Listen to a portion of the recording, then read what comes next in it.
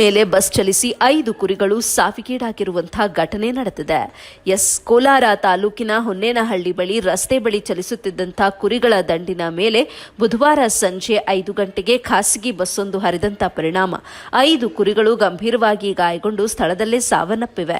ಇನ್ನು ನರಸಾಪುರ ಕೈಗಾರಿಕಾ ಪ್ರದೇಶದಲ್ಲಿನ ಕಾರ್ಮಿಕರನ್ನ ಸಾಗಿಸುವ ಬಸ್ ಇದಾಗಿದ್ದು, ಸಾರ್ವಜನಿಕರು ಬಸ್ ಅನ್ನು ತಡೆದು ಕೋಲಾರ ಗ್ರಾಮಾಂತರ ಪೊಲೀಸರಿಗೆ ಮಾಹಿತಿ ನೀಡಿದ್ದಾರೆ. ಇನ್ನು ಈ ಸಂಬಂಧ ಪೊಲೀಸರು ವಾಹನವನ್ನ ಕೂಡ ವಶಕ್ಕೆ ಪಡೆದುಕೊಂಡಿದ್ದಾರೆ.